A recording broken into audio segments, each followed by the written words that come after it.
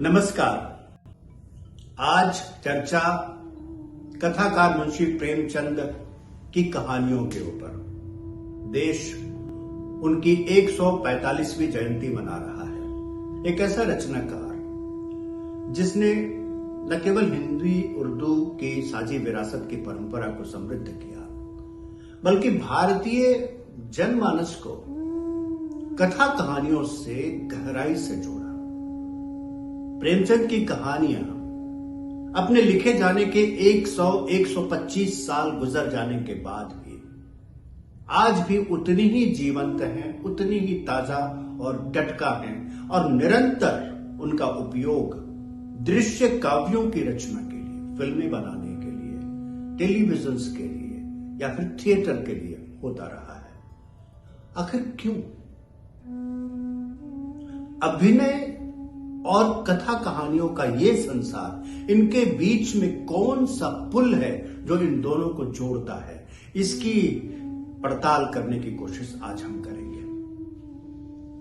मित्रों, हम जानते हैं एक अभिनेता के लिए सबसे बुनियादी काम है एक चरित्र की रचना। वो अपने कैरेक्टर को किस तरीके से डेवलप करता है, वो कैसे अपने कैरेक्टर के बारे में एक ठोस समझ विकसित करता है और उस समझ को कार्यान्वित करता है, उसको मंच पर प्रस्तुत करता है। अभिनेता इसके लिए निरंतर अभ्यासरत होता है, प्रयासरत होता है। सिंपल वॉइस के जो भी वीडियोस हैं आपको अभिनय प्रशिक्षण की इस दुनिया से जोड़ते हैं। आज हम लोग चर्चा करेंगे कि एक अभिनेता प्रेमचंद की कहानियों से जुड़कर क्या हासिल कर सकता है। प्रेमचंद की कहानियों के बारे में इतना सभी जानते हैं कि ये कहानियां बहुत सरल तरीके से लिखी गई हैं, लेकिन बेजोड़ हैं इसलिए क्योंकि वो जीवन, अपने समय या मानव समाज की जो मनोवैज्ञानिक मनोवृत्तियां होती हैं, उन सारी चीजों का बहुत ही खूबसूरत आकलन, बहुत ही गहरा आकलन प्रस्तुत करता है। इन कहानियों के भीतर में बिना किसी ताम झाम के एक छोटी कथा कही जाती है, जिस कथा का एक हिस्सा वर्णन से और दूसरा हिस्सा चरित्रों के अपने कथोपकथन से पूरा होता है। लेकिन इस पूरी प्रक्रिया में प्रेमचंद ने असंख्य ऐसे चरित्र रचे हैं जो आज भी एकदम सजीव हैं।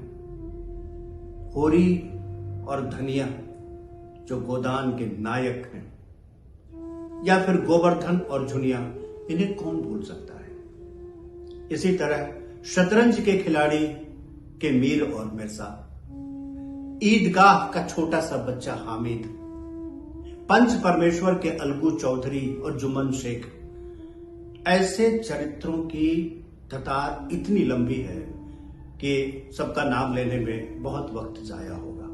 सवाल है कि इन चरित्रों को इतना सजीव कौन सा तत्व, कौन सी चीज, कौन सी कला इनको इतना सजीव बनाती है। गौर करने वाली बात है कि हमने कहीं नहीं पढ़ा गोदान में कि होरी की लंबाई क्या है, कद काठी क्या है, वो लंबा है, छोटा है, मोटा है, दुबला है। इस बात का बयान करने में प्रेमचंद एक शब्द भी खर्च नहीं करने वाले।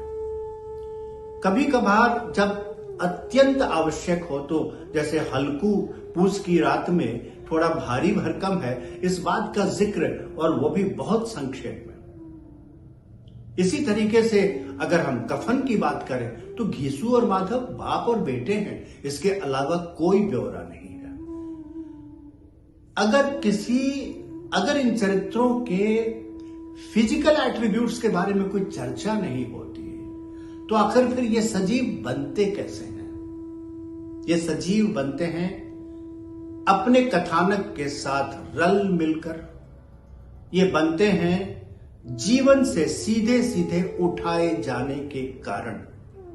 प्रेमचंद की पूरी कला का केंद्र बिंदु यही है कि वे हमेशा एक बहुत ही सच्ची कहानी कहते हैं, एक ऐसा यथार्थ वो रचते हैं जिस यथार्थ का के मकसद में, उसके उद्देश्य में किसी भी तरह का कोई भ्रम, कोई भ्रमजाल नहीं है। और यही कारण है कि उनके सारे चरित्र भी उतने ही सच्चे, उतने ही असली नजर आते हैं। इन कहानियों के भीतर जो एक कथा विकास की जो पूरा क्रम है, उसमें भी उतनी ही स्पष्टता है। कई बार मुंशी प्रेमचंद की कहानियां इतनी छोटी हैं, यह भी नशा वह भी नशा जैसी कहानी को देखें, वहां सिर्फ 2 पात्र हैं और सिर्फ 2 घटनाएं। एक जागीरदार साहब हैं, एक अंग्रेज कलेक्टर साहब हैं। एक घटना में कलेक्टर साहब जागीरदार साहब के पास आकर बैठते हैं, दूसरी घटना में ये जागीरदार साहब कलेक्टर साहब के पास। दरअसल कहना यह है कि कहानीकार प्रेमचंद के सामने उनका मकसद हमेशा बहुत स्पष्ट होता है, और मकसद स्पष्ट होने से कथा का जो पूरा विकास क्रम है वो बहुत सरल और बहुत सहज भाव से विकसित होता है। इस कथा विकास की पूरी प्रक्रिया के सेंटर में हमेशा होता है एक अथवा अनेक चरित्र, और ये चरित्र जिस तरीके से गढ़े जाते हैं उसमें किसी तरह का बयान नहीं होता, बल्कि चरित्र आते ही सजीव भाव से अपना व्यवहार तय करते हैं। इन चरित्रों को, इन पात्रों को अभिनय में उतारने की प्रक्रिया में अभिनेता को सबसे बड़ी आसानी यही है कि उसे इनके ऊपर अलग से बहुत काम नहीं करना पड़ता। ये जैसे पके पकाए फल की तरह होते हैं।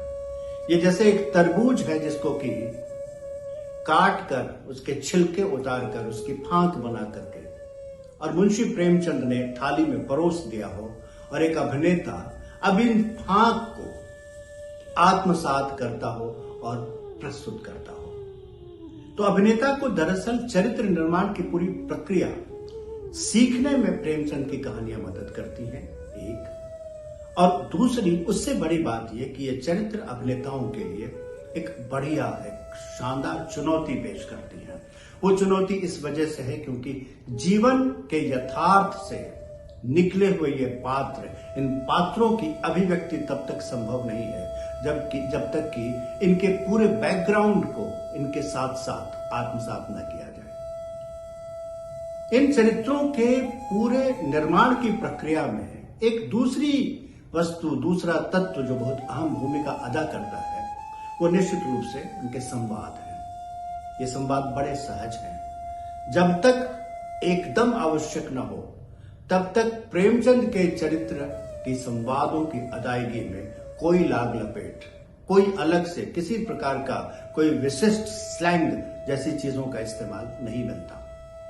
हाँ, यह अलग बात है कि अपने परिवेश के मुताबिक संवाद अदायगी का तरीका और हिंदुस्तानी और हिंदी और उर्दू, इस तरह की चीजों का इस्तेमाल आवश्यकता अनुसार मुंशी प्रेमचंद करते हैं। ईदगाह कहानी की बूढ़ी दादी अमीना और उसका पोता जो उसका लाइफ लाइन है, जिसके सहारे अमीना की जिंदगी जुड़ी है, हामिद। अब ये हामिद अपने दोस्तों के बीच में खेलता है और ये हामिद अपनी दादी से बातें करता है। इस पूरी प्रक्रिया में एक ऐसा सजीव बालक आपकी आंखों के सामने खड़ा होता है, जिसकी खुशी से आप खुश होते हैं और जिसके दुख से आप दुखी होते हैं। तो प्रेमचंद की सारी कहानियों के भीतर में जो ये चरित्र निर्माण की जो खास विशेषता है, ये निश्चित रूप से उनकी सबसे बड़ी ताकत है। भाषा के प्रयोग के स्तर पर प्रेमचंद एक और बहुत कमाल का काम करते हैं। वो दरअसल,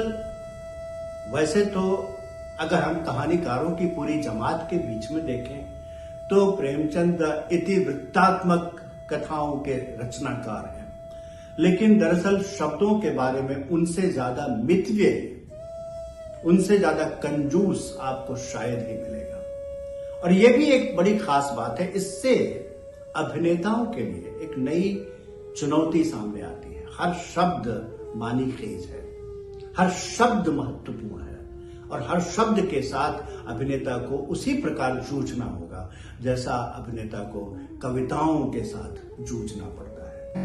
अंत में फिर से आपसे यह कहना चाहूंगा कि प्रेमचंद की कहानियों में छुपी हुई जो प्रयोगशाला है चरित्रों की, उन चरित्रों पर अभिनेताओं को जरूर काम करना चाहिए। धन्यवाद।